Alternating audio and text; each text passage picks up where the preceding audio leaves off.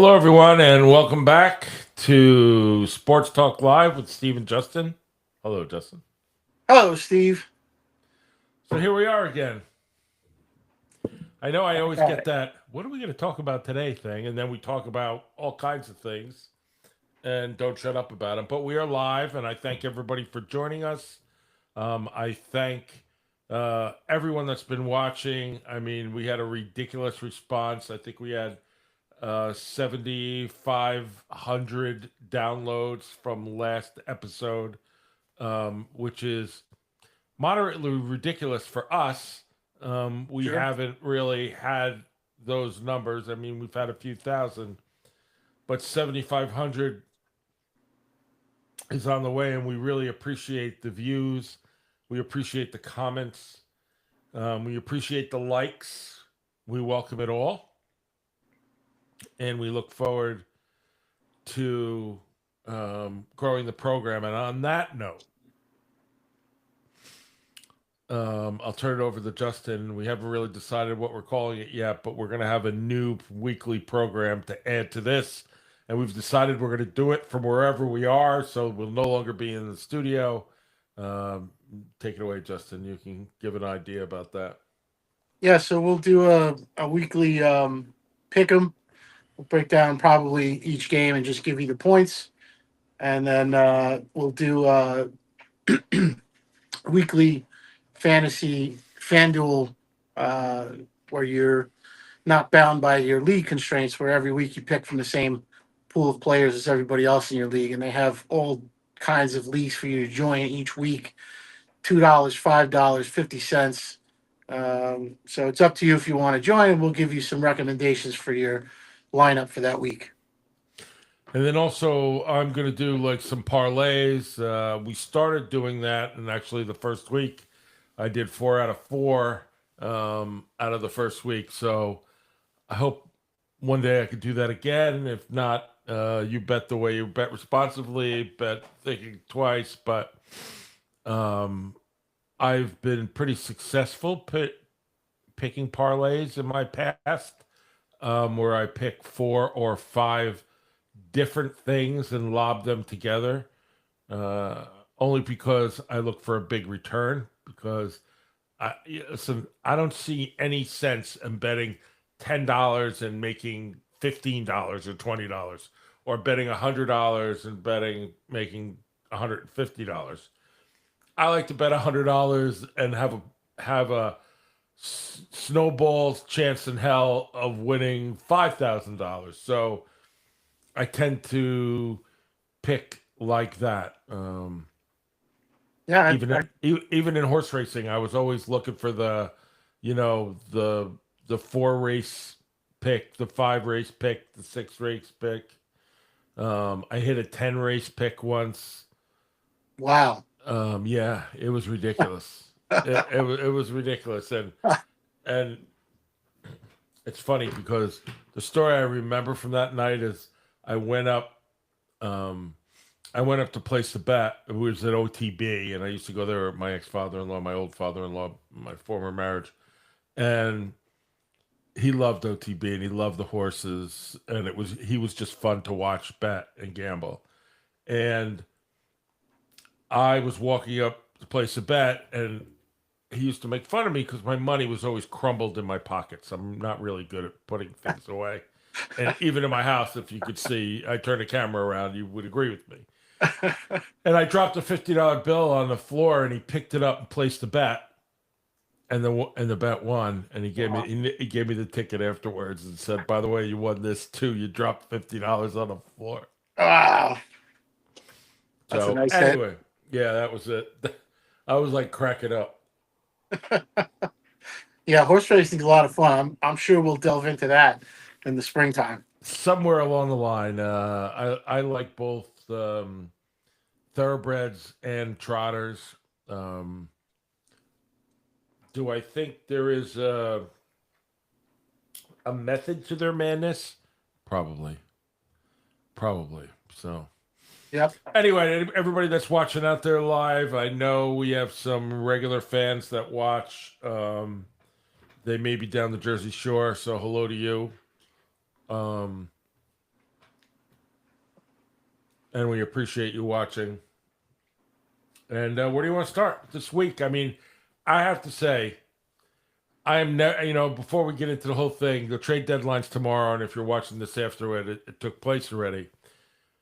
I can't, and I believe it's tomorrow. I don't have it right in front of me, but I believe it's tomorrow. And Jerry Jones coming out today. I made a trade, but I'm not telling you who it is.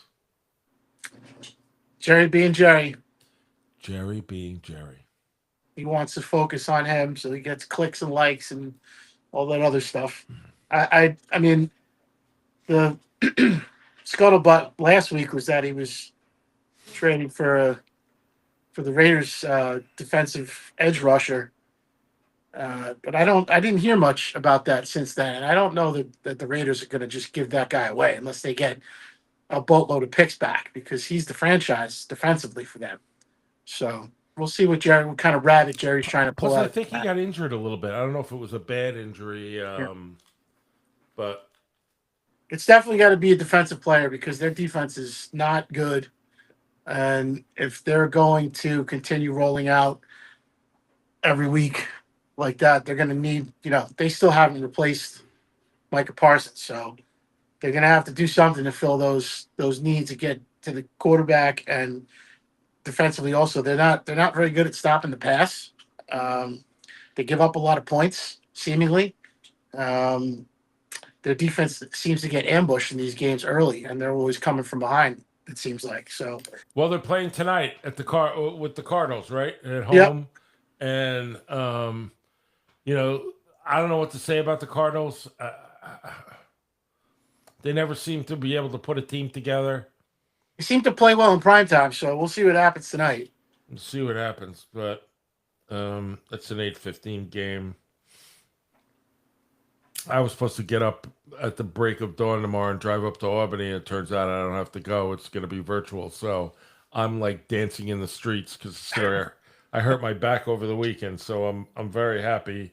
I could barely walk for like 3 days, so I'm very happy not to sit in the car for 2.5 hours. So yeah, we'll give you a reprieve until Wednesday at least. Yeah, reprieve. People still call me names, but they'll do it over electronically. So, so the first game, and we talked about the Thursday night game, were the Ravens and Dolphins. Now, as we know, the Dolphins made a trade today as well. They gave up their corner, I believe, to Philadelphia. To Philadelphia, who desperately needed a corner. Yeah, I think the Dolphins are in sell mode. Didn't they just fire the GM? Yeah. I mean, the Dolphins are in total disarray. I would imagine that means Minkah Fitzpatrick is on the block again, which it'll be interesting to see where he goes because there's going to be a few teams interested in his services for sure. Yeah. I don't understand the Dolphins. I don't know how they get there. It would seem that the locker room is totally out of control. I mean, every week Tua is another class in how not to be a leader. I think unfortunately that comes from the head coach because absolutely, I don't expect him to be a hard ass. If you're not a hard ass, you're not a hard ass. But who are the most successful coaches? Guys that hold their players accountable. And he may be a player's coach. They may like the way he calls plays or designs plays, and he's a great football mind. But as a head coach right now, he leaves a lot to be desired. And, you don't like to be too critical of somebody, especially when they're down, because you never know what's ahead. But I think it really comes from the top down. 99% of the time, it's the top down. Unless you have just a cancer in the locker room, which I don't think they have. I just don't think they have real leadership. I don't know what they have. I mean, listen, the Ravens have been pretty much in a disarray on and off of who's telling who. Is their quarterback injured? Is he not injured? Is this, that, and the other thing? Well, they put it together Thursday night, and I know that they mentioned Lamar being part of the, vocal part of the disciplining action they had last week, where they took all the gaming out of the locker room, their ping pong table and their foosball table or whatever, and their video games and what have you. Pinball machine. Yeah, and going into that game, they were the favorite to win the division, which was shocking to me. Even though I know their schedule is favorable, they hadn't yet put it together. Um, but now that division is seemingly wide open. And talk about a little bit in disarray, and I move on to another team. We all, at least I think most of us all, watched the Giants and 49ers. I listened to it on the radio because I was driving.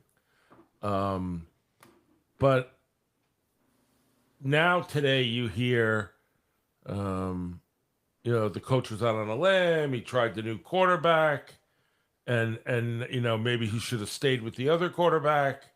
I mean, like, hold on a minute. I the Jackson Dart is the only good thing on your entire team besides your hurt running back. And you've learned that. You've gotten people excited about the Giants. You've gotten people excited to come to the games to watch Jackson Dart. You know what? They rather watch him lose than watch the other guy win Yeah, because they're saying we have a future here. This is the beginning of a team. The fans get it. The ownership doesn't get it. So they're on the back of the coach. I never seen ownership look more for a scapegoat than the New York Giants. the you're talking about the organization itself trying to scoop Yeah. it. Yeah. So we talked about the relevance of Jackson Dart at the beginning of the season and how we thought his progression was going to play out. And we said that if they were under 500 by week 8, if they were, a 2-6 team, which is what they are, right? That, they would probably have to consider making that change. Even if they were 4-4, you knew that at some point Jackson Dart is going to take the helm. Two Uh, and two and seven. Just 2-7. So, it's did they did they pull the trigger too early because the season's a wash anyway? I don't think so. I think you had to make the move. The coach had to make the move to save his own butt, and they immediately distanced themselves. The owner and general manager threw him right under the bus. So now you've got the fan base fired up to see this kid. He wins a game. They're vested, even though, like you said, they'd rather see him play and lose than to see the other guy, play and be terrible and even win a game at this point. So, you know, they're they're in a real quagmire because imagine being a Fortune 500 company and you take a 3-5% drop and your stock goes down, and next week goes down another 5-10%, and then all of a sudden your stock is plummeting, right? Because right now the Giants stock, at least defensively, is plummeting. And we talked about it after the Denver game. I thought they should have left the coach, at least the defensive coordinator, on the tarmac. I've been anti Joe Shane from day one with this podcast, especially after rewatching Hard Knocks. These are horrible. his guys, right? He selected these guys. The some terrible play from his draft picks this weekend. One guy got run over Oh, that on a was touchdown. I horrible. mean, it didn't even look like he belonged. I mean, it looked like they threw maybe a high school kid out there and he just it just bounced off the running back. He didn't break nothing. It just looked terrible. The 49ers were seemingly in control of that game from the start, even though the Giants scored in their opening drive. But this is a team very much in disarray. They're defensively they're in free fall. I don't know how the defensive coordinator survives unless I guess him and Dable have a good relationship maybe, and he doesn't want to fire him. But it's not his. At least I don't think it's his call.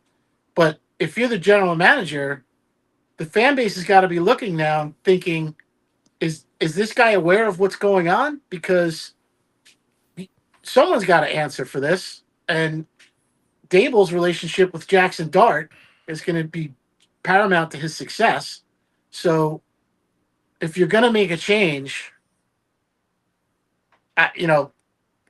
it seems like they're resolved to, either stay with this coaching staff and enter another draft and hope for the best, or, Dable being on the hot seat, if he saves his job, does that save the entire coaching staff? I don't see from my perspective, I would have fired the GM already. As soon as he let Saquon walk, I would have fired him.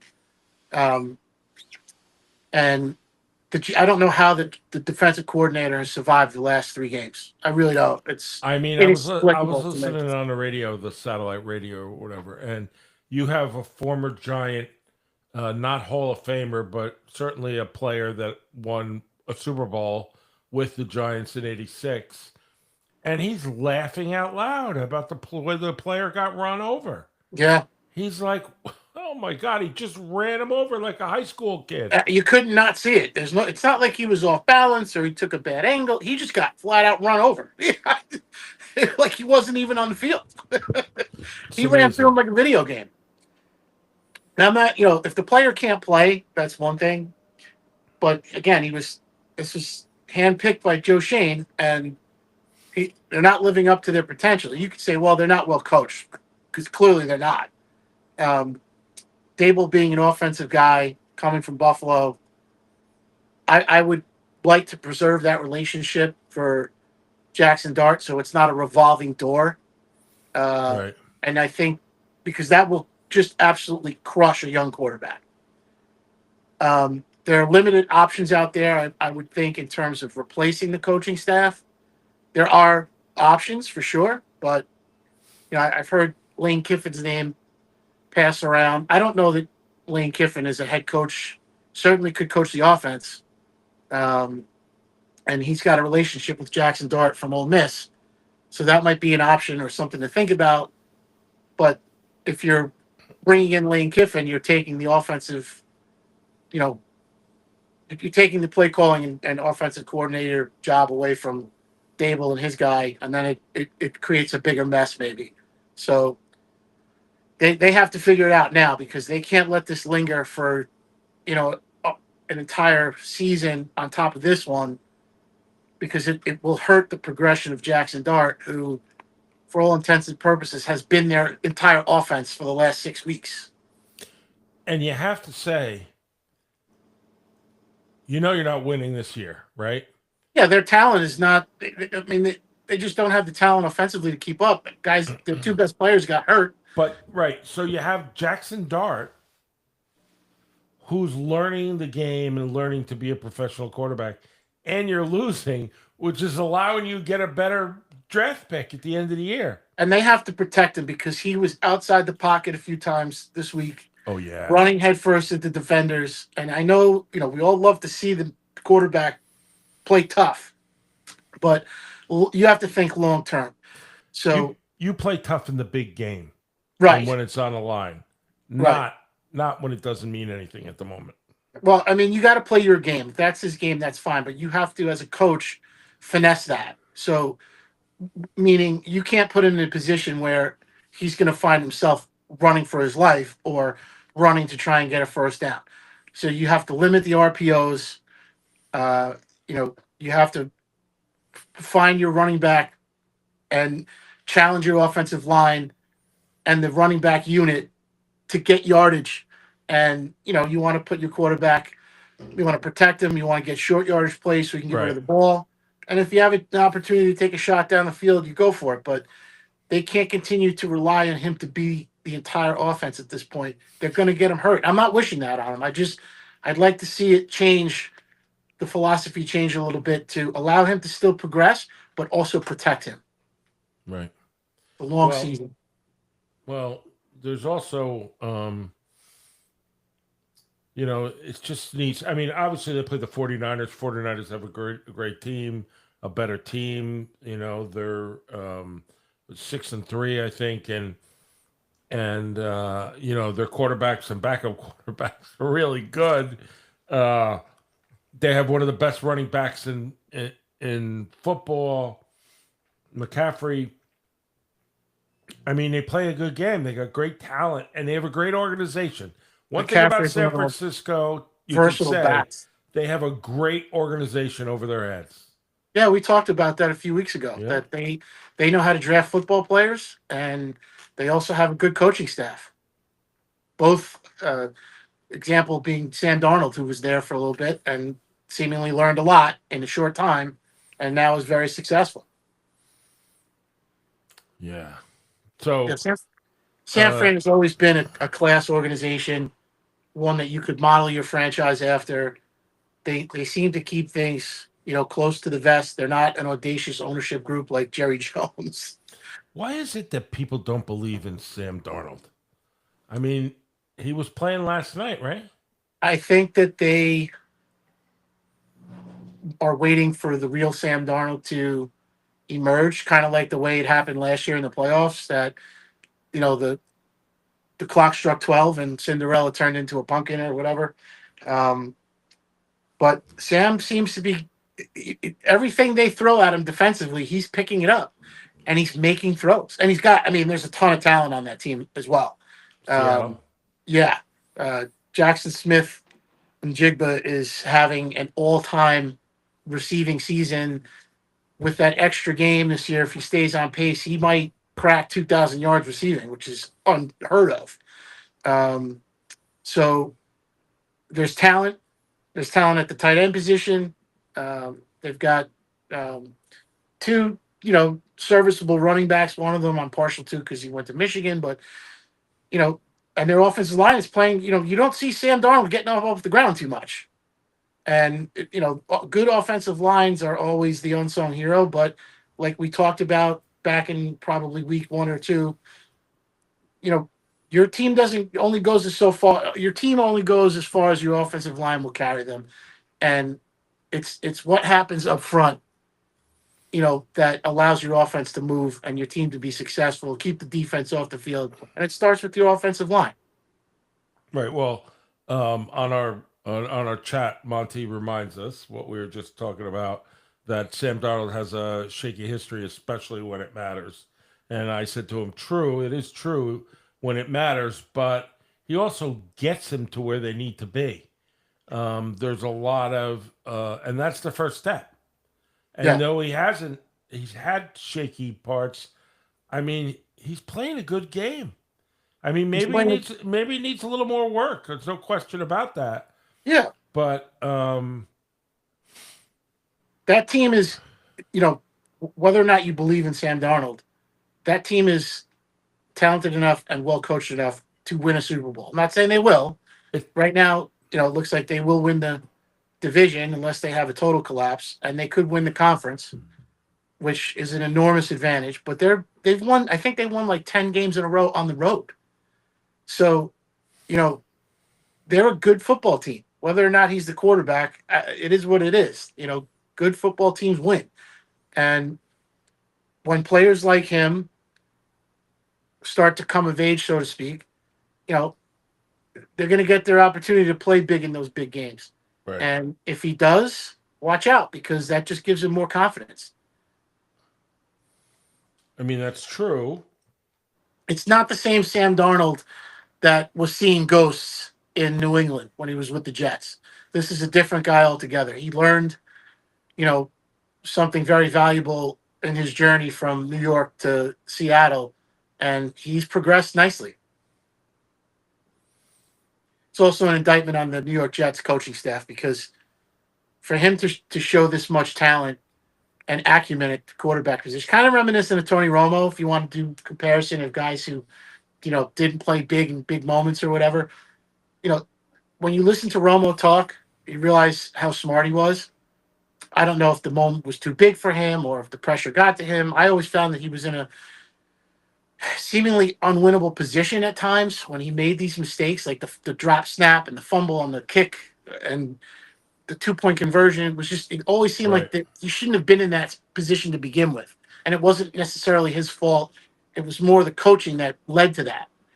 Um, so, who knows? I think any team would take that right now. I can't speak for Minnesota because JJ played really well last night, but they were questioning their move to not pay him because I mean they were 13 and 4. They 13-4 last year. I forgot they had 13 wins last year, right? Where they got bounced in the playoffs. They had the first round bye, I think. I mean, listen, he really didn't He did show really up. well. He didn't show up in that game, correct? So But that's um, coaching. They played a team that was, that had his number. So meanwhile, like you mentioned, the Vikings and the Lions. All right. Um, it goes right down to it, right? Um, the Vikings win 27-24. I mean, we all know the Lions are a great team, and the Chargers are right up there. They're for as many bad teams there are, they're like new emerging really good teams. And nobody No one's really which pulling away from the right, pack. nobody's um like you'd say Kansas City was a couple years ago, where Win for Buffalo. everybody said this is a lot, where everything they did worked. Right? If they made a fake, the fake succeeded. If they did whatever they did, went on fourth down, they got the first down. Yeah. Um, And there are no teams like that this year, as of yet. the thing about the Chiefs that makes them so good is that they play to win. They don't play not to lose. Right. They go for it, and they're not afraid to go for it. They have the talent, they have the quarterback, they have the coaching staff. They're not afraid to sling it. They're not afraid to, smash you and be tough. So that's something that comes from the top down, right? And either you have the players for that kind of play or you don't. You have to instill that in your players. You have to get them to buy into that. And once they buy into that, it's hard to stop a team. I guarantee you, no matter what their record is, whether they finished with the 1 seed or the 6 seed or whatever, no one's going to want to play the Chiefs. Right. Well, it's funny that the Chiefs and the Bills from last night. Huge And, win for Buffalo. and Buffalo looked good last night. Don't get me wrong; they looked good.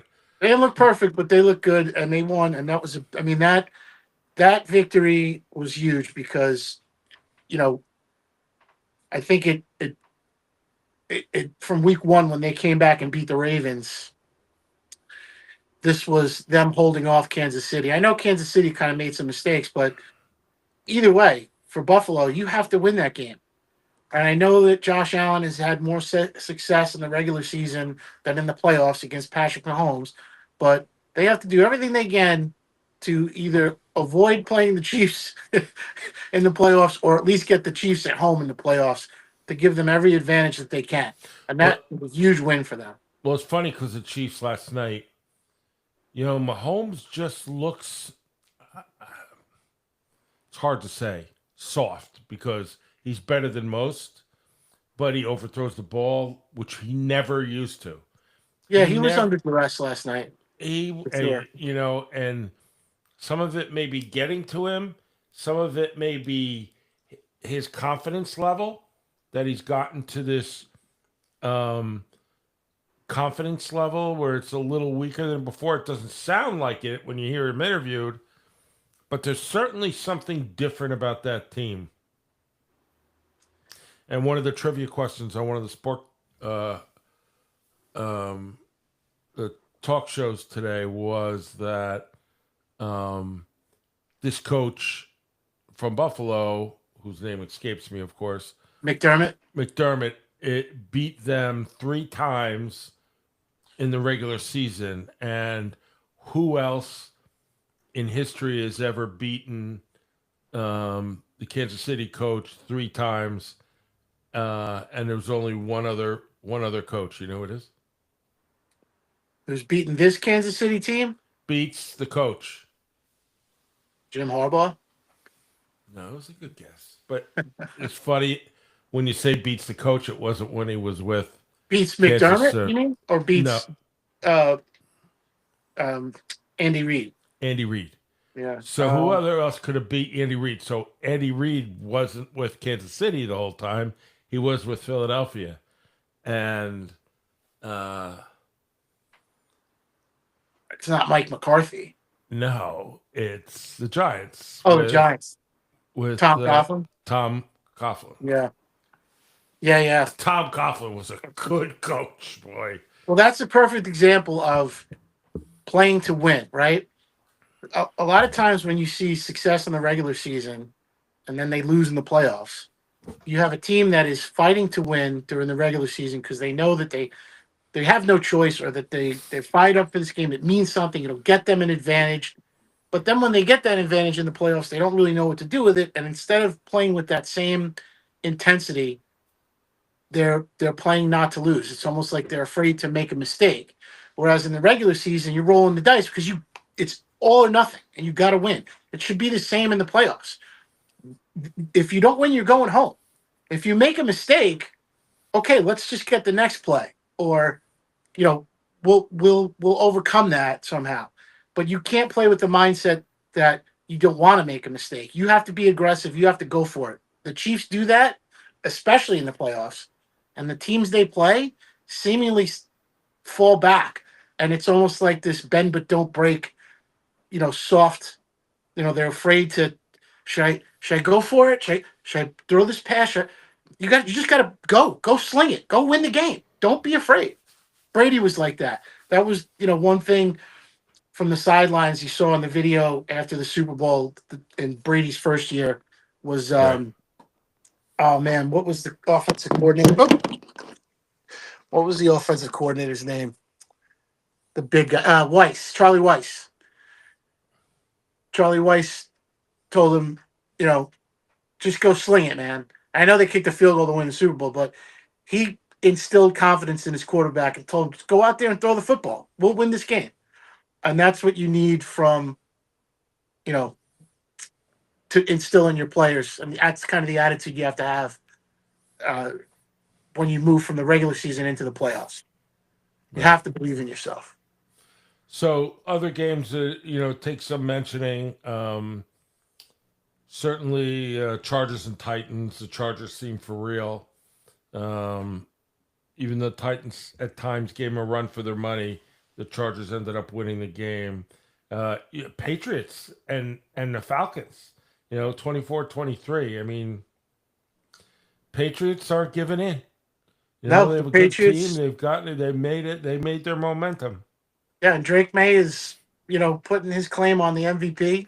I know there's plenty of other candidates right now, and it's too early to tell, but he's seemingly getting better every week. And he's making mistakes that a young quarterback is going to make, but he's doing everything they're asking him to do, Right. and they're not really putting it in a position where he can't succeed, right? Like Stephon Diggs, I think, is a big part of that because he's their number one wide receiver.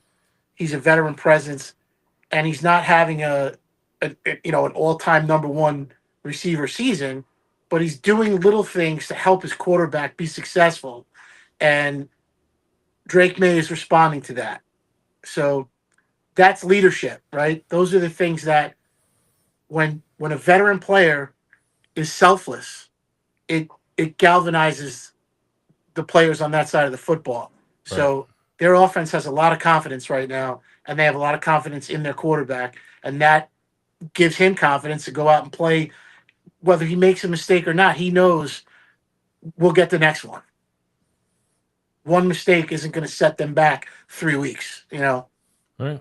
It's true.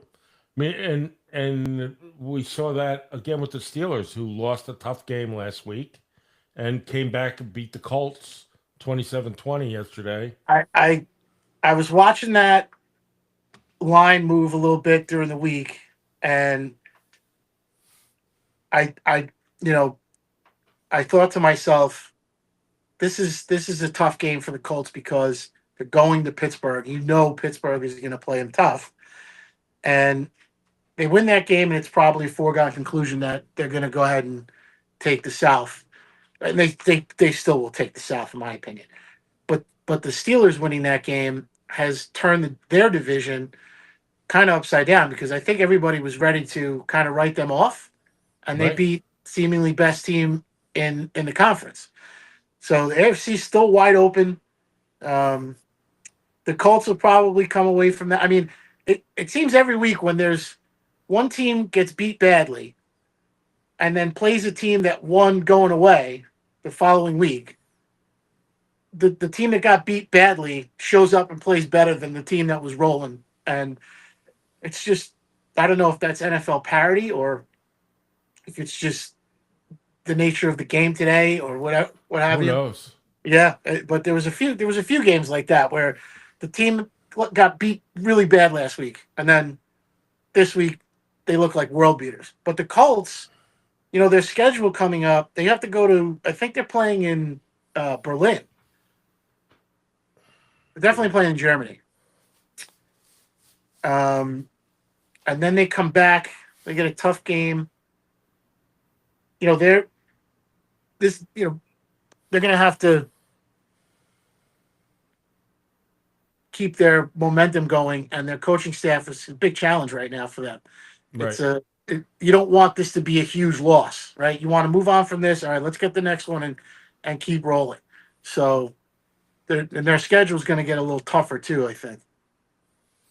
So, so the next game, I mean, there's so many interesting games from this week, and just the way they turned out. I know that. I mean, you have the Broncos who beat the Texans. Who knows what happened to the Texans this year? I mean, I don't know. Can't figure that out. Really can't figure that. Their defense is playing seemingly well, but they can't make big stops. They're not. Last year they had the potential to go everywhere, right? Yeah, they looked like they were, the sophomore slump kind of thing, but they they have personnel, they have good coaching seemingly, and I don't know, maybe their injuries have too much for them to overcome. I don't know. It's something to keep an eye on for sure. I think the end of their season is going to dictate what happens next year. Like, if they don't finish the season with reeling off 2 or 3 wins, and they just completely go in the tank, you might see a regime change there. I'm not wishing that on them because I'd like to see them be successful, Right. especially with the young quarterback. You don't want a change of philosophy and offensive coordinator and the whole bit, but they're just not the same team that they've been the last 2 years. And the Broncos who beat them, all right, you have a coach there knows how to Hall of Fame coach. coach, If you have a team, you want him to be your coach. I don't care if 100%. he gets along with the ownership or not. He's not going to care. He's going to do what he needs to do. He's a winner, above and beyond. He changed the culture in New Orleans. He And did and his way. grooming a young quarterback. Yeah, and he's picking up the pieces in Denver. He made some tough decisions, and unforgiving. It's my way or the highway, and they bought in. Tough decisions. Yeah, I think that Giants victory, the win against the Giants, even though the Giants are not exactly Goliath. You don't think so? Well, no, certainly not now. The the the Denver team has bought in, and where they had question marks coming into the season, how is Bo Nix going to play? Is this defense going to respond and get better? What is our offensive line going to look like? Who's running the football? They've kind of answered all the questions. Right. They're not great. I don't think anybody would put them in that category, but they're not going to be a 7-point dog anymore to anybody. They're not going to be, what are they going to, if they play Kansas City tomorrow on a neutral site, they might be a 3-point dog. They might be a 3-point favorite. So Right. they're very much, well coached team.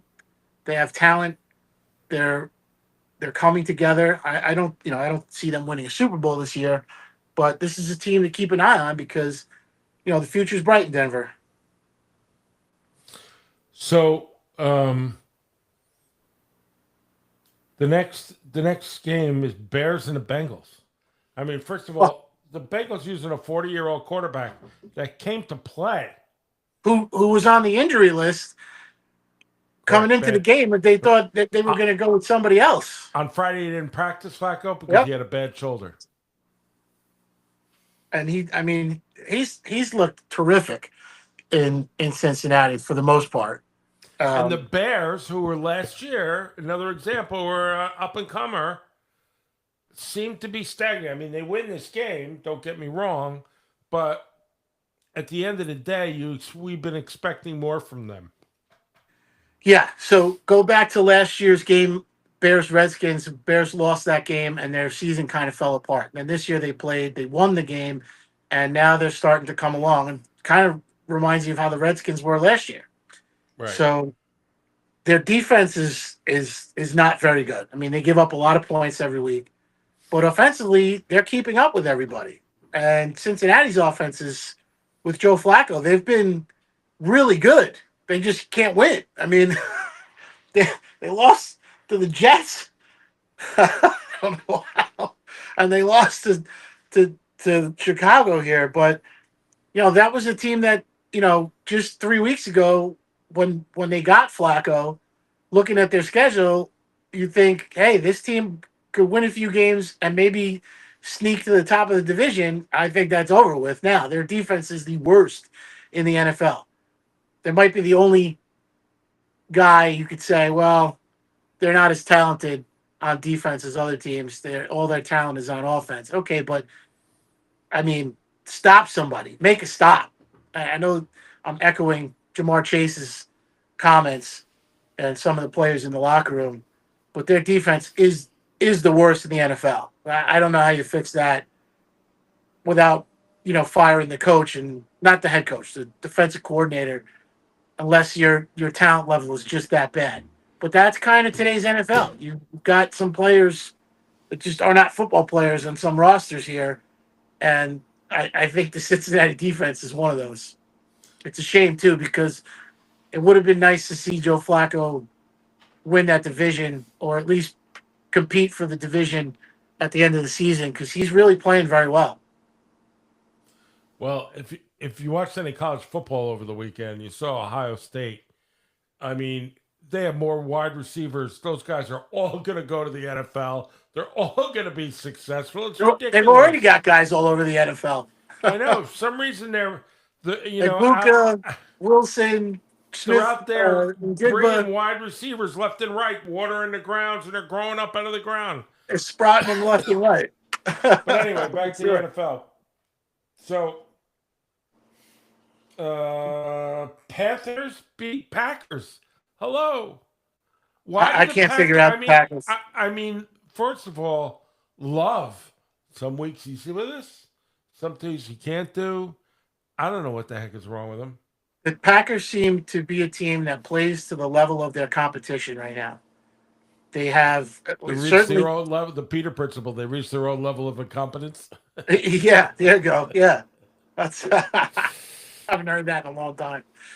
That's something that you usually hear on a high school level. Uh, something our coach used to say to us all the time. You have to raise your level of play. You can't take for granted that you're playing a team with 2 or 3 wins. You've got to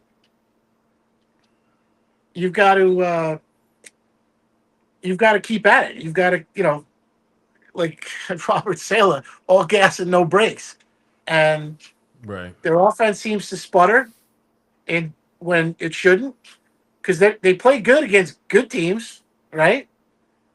Um, but that's twice now this season. They lost to Cleveland. They lost to the Panthers. And I know the Panthers have some talent, but if you look on paper, they're not the Packers. They shouldn't beat the Packers. And the Packers just seemingly are giving these games away when they shouldn't. And it's going to cost them for sure. It's going to cost them at least one spot in the playoff ranking. And that might be the difference between a second round home game and a road game, where you find yourself either in Philly or in Seattle. And, what Packer team are we going to see? So they God have to only write the script. knows. They have to figure that out. But So again, I don't think we expected them to. We talked about Mika's comments relating to him and them being a Super Bowl team when they lost to Cleveland. But now this is kind of a pattern where you don't play well against bad teams. So, w- you know, you have to fix that. If you want to win a Super Bowl and be a Super Bowl champion, you can't lose those games. And right. now this is the second time. So there's really no excuse. They have to get better, and hopefully they can fix what's wrong sooner rather than later, because the window will close quickly. But but they've obviously got a long way to go, and they have to right the ship in terms of their level of play week in and week out. I agree. And then we have the Rams, who seem like, I mean, they're 6-2. You got to say they're here to stay. I mean, there are some good teams out there when they meet in the playoffs. The Rams, the Chargers, and I'll say Detroit, Buffalo, and I know no one's counting out Kansas City because they think Kansas City comes to play when it really comes down to it. Yeah. So if they can get in, it's going to happen. The Rams are kind of looking like they did, where when they won the Super Bowl, they went out and made a trade at the deadline to bring talent in to upgrade the team. I think they're probably in the same position. I wouldn't be surprised if they went and made a deal for Minka Fitzpatrick or a veteran, maybe two veteran players to come in and shore up the both the offense and the defense. But they're kind of like, I don't want to say they're sneaking around the chicken coop because you know who they are, but no one's really paying attention to them. Right. And Matthew Stafford's coming out throwing 3-4 touchdowns a week, and their offense is clicking, and they look good, and they can play with anybody. And I wouldn't bet against them for sure. I love Matthew Stafford to begin with, and I know he's buddies with Clayton Kershaw, I think, right? They went to high school together, so maybe there's some magic there. He's going to try and ride the wave. I like the Rams. I like their head coach. I think that they do things the right way. They draft well. They're coached well. They play well. So another team that that's not a team that's going to lose a game playing to the level of its competition. They're going to come to beat you every week. Right. So, just to close it out, you have the Jaguars and the Raiders. What are you going to say about that? The Seahawks destroying the Commanders, but Commanders have injuries problems. I really believe they have coaching problems. You have McDaniels. That's the quarterback, right? McDaniels. The Commanders. Yeah. Daniels. Yeah. Yeah. Josh Daniels. Yeah. He's injured again. I mean, I don't know, but the Seahawks seem to give them a run for their money. So, the Redskins seemed like they didn't show up in the first half for that game. Oh they, my God. They just looked like they were completely jet overmatched. Jet lag, whatever you want to call it. Jet lag when they were playing at home. Yeah. They can't. Last year they were a surprise team. They looked very good. They're clicking on all cylinders. You thought they could build on that this year. Now it's a near disaster. Unfortunately, you don't never want to see these young quarterbacks get hurt. So you hope that Daniels is, able to make a full recovery and not too soon, obviously, because you don't want him to, compound the injury, whatever it may be. Especially considering they showed the graphic last night. He got hurt at the same yard line against the same team with the same injury that RG3 got hurt, and it was almost like the same thing with Alex Smith, the Alex Smith injury and the Joe Theismann injury being linked similarly. So you just hope that this poor kid can recover and come back healthy, but also you want to know, especially if you're a Redskins fan, what's going on here? What are we missing? You have to wonder sometimes if the NFL, if the parity of the NFL and the schedule comes into play, but they just did, like you say every week. This is another team that just didn't look prepared in the first half. Right, I agree. And can't figure that out. The Jacksonville game, what was that, 9-6 at halftime? The kid Cam Little kicked a 68-yarder and broke the NFL record for longest field goal. And it would have went 70. It would have went 72. I think we'll see that. I really do think we'll see a 70-yarder this year because now that that's been established, someone's going to come and try and at least an attempt of a 70-yarder. So that's a hell of a weapon to have to be able to kick a 68 yarder. Considering Imagine you could get the ball sometimes that's on a 40-yard line. on a 40-yard line. Yeah. You wouldn't even have to run a play. You get the kickoff and just march the kicker out there and kick the game-winning field goal. So, I think from now on we're gonna have our little Sunday show. I don't know what time you're thinking about, but think about that. We'll tell everybody before we leave. We'll cover the next week's games and whatever fantasy and parlays or whatever we're going to talk about then. I think we need to talk about the World Series.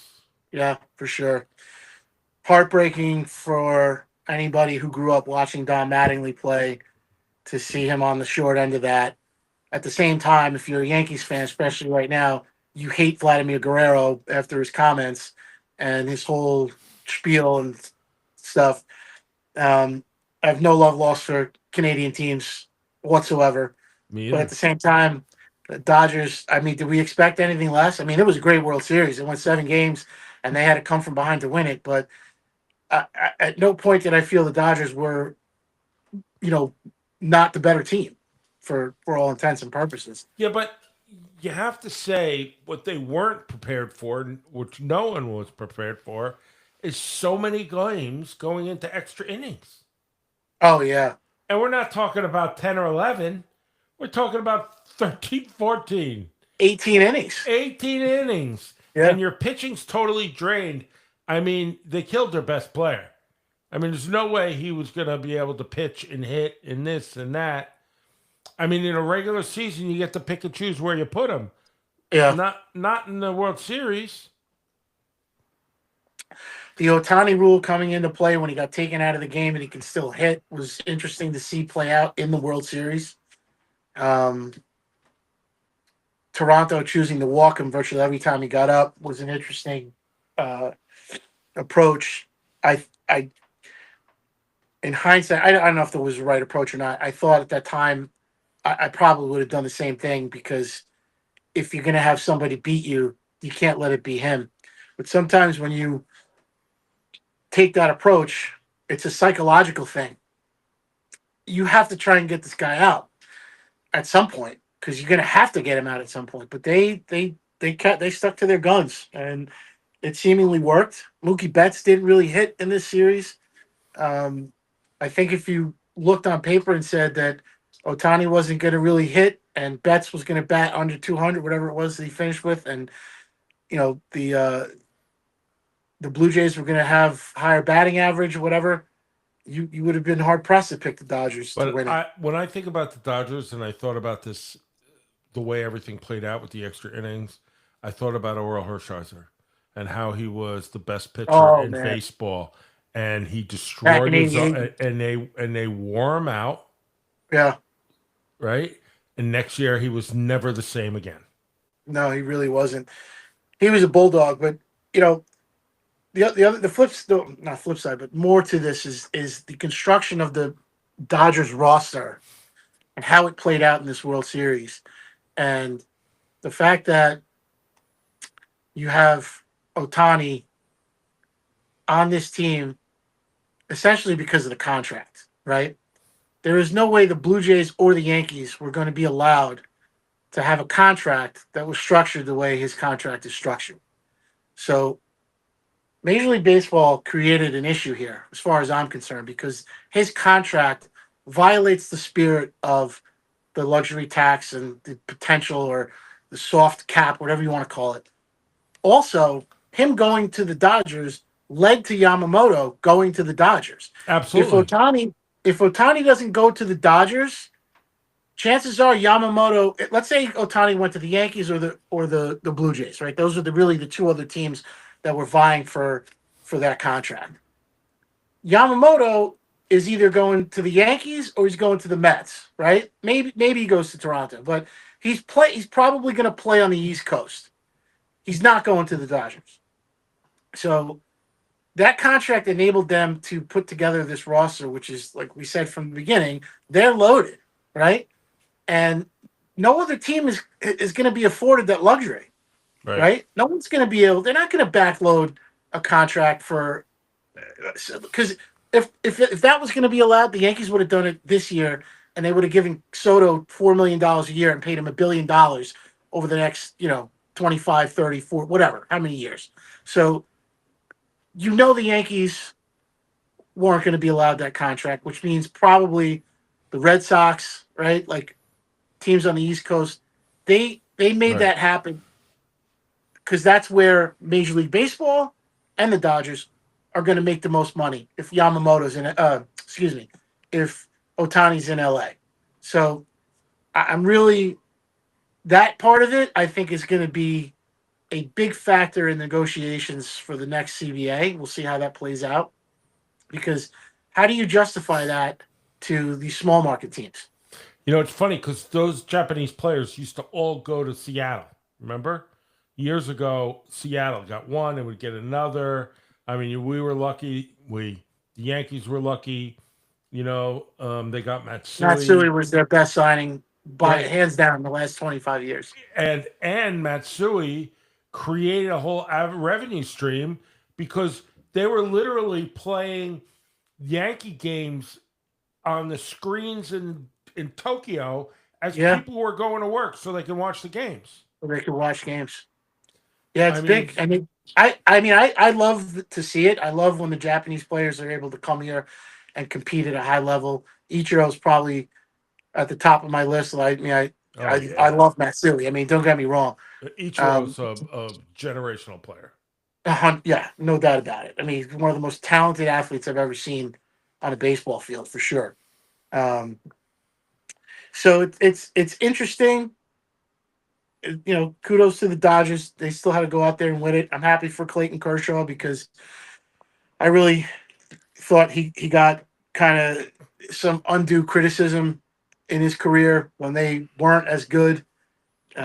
I know he had some bad games, but he's a likable guy. He's good for baseball. I'm glad he got to win on the way out. Um, so that was, I don't. I find myself rooting more for players or individuals like Mattingly when Sure. it comes to these playoff games when my teams are eliminated, especially the Yankees. But Right. now, the Yankees, you know, nothing's going to change, unfortunately. It would be a nice storybook ending to see them bring Mattingly home and make him the manager of this team and spend some money and just, at least get away from the analytics and put a competitive team on the field. Dream on, brother. Excuse Bless me. you. Dream But on. yeah, seeing Isaiah kind of Falefa in the starting lineup for the Blue Jays when the Yankees are home, to me, was even though they lost the World Series, was an indictment on the Yankees that you tried to justify this guy in the starting lineup for almost 3 years, 2 years really, Right. and say how it was your best option here and your best. Then when you dumped him and you upgraded, and I say that in quotes, he goes to the Blue Jays and they go to the World Series. So the Yankees have a lot of they have to answer to their fans. Unfortunately, here in New York, our fans aren't going anywhere. They're still going to fill up the bleachers. They're still going to buy all the season tickets. They're still going to fill up the luxury suites. There's really no stopping that monster, but it's the only way if you're going to make a stand is to stop going to games and stop buying tickets and stop Right. showing up at the stadium. No more jerseys, no more hats. Enough. If you stop spending money, they have to answer to the fan base. Until that happens, they're just going to continue to print money, and it won't mean anything to them to try and win a World Series. And they have seemingly no sense of nostalgia or history or tradition anymore whatsoever. Yeah. Well, all right. I think we could leave baseball there. We could keep whining on about how stupid these contracts are and how teams are all businesses, but for today, maybe that's enough. So we're gonna be Agreed. back. F1 didn't run this week. It'll be in Brazil next week. I'm sure I'll have something to say about that. Um, What city in Brazil? um, you had to ask me something like that. I don't know that it makes a difference to me either. But I was just looking. I was just reading it too, and that's the one thing I didn't look at. Sao Paulo. Yeah. So the air's Wow, thin. look at these cars are fierce looking, and they're gonna get thinner. You said, or All new ones now. next year. Bigger batteries. Wow. So they're gonna have, they have this battery energy that they could draw onto, and if you overuse it, you don't have it. It's complicated. It'll be thinner, more wheel to wheel. Meanwhile, wheel to wheel's been killing everything this year. So I don't know. We'll see how it plays out. I mean, they look like little rocket ships. But Wow. I'm gonna have to root for an American team because there's gonna be Cadillac next year, and it's gonna be a big deal. Do they have their drivers picked out already? Or are they They gonna? do, but Oh, I don't know who they are. It's not like somebody I know already. Listen, I'm right, not really good at knowing all these drivers forever, but there are a lot right, of right. drivers, right? Because drivers, these guys race together from when they're kids. They go to F3, F2, and then they pick drivers out of F2 to race F1. Not everybody's like Red Bull has an A and B team, even though they don't call it that. There is, Right. and the A team picks drivers out of the B team sometimes to fill in. So there's a lot of, and there's more rules about using rookie drivers at least to qualify or practice. I shouldn't say qualify, to practice. So that's happened a little bit because this week or last week, I should say. So we're going to see that. We have Brazil, then we're going to come back to Las Vegas, and then the Middle East, I think in Qatar, and then Dubai or something like that, or the other way around.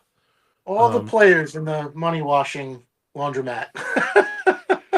all the players in the money list. So our special Sunday show will be at what time you want to do it? I mean, here's the problem. um, If we do it at 10, let's say, the 9 o'clock game is already on an hour. If we do it earlier than that, everybody's gonna be asleep. They're not gonna be listening to yeah, I'm us. not. I'm not really concerned about the early game. Maybe we can Uh, have it on in the background while we discuss it. nah, who cares? Yeah. I believe these games. Listen, you want to play them in Canada? I'd be all for it. But I don't want you playing in London and Yeah. Unfortunately, they don't care what you or I want. They want money. well, they don't care what the players need. They don't care about the health of the players. Oh, they don't care And whatsoever about the play. and you're a cog. And if That you're tells gonna, you how much money they're actually making, they're because making they're money just hand gonna, over fist. Come yeah, and on. they're gonna just, everybody has a price, so to speak, and I don't like blaming the players because And this is what they do for a living. I didn't spend that much time on it, but I know this whole thing with Bad Bunny and then supposedly Sting is the Super Bowl show. I don't know. So Yeah, that's I don't know. what I read. I don't know if that's true or not. They're so incredibly tone deaf. So are we You know, saying 10, 11? What are we saying? I would say 10 or 11 is So fine. we'll be on 10 o'clock live. I'll put a little thing out there. You can click on it as a reminder. It's going to be Fantasy Parlay Sunday. And we're going to do it every week. Hopefully it's helpful to you and you guys out there make some money.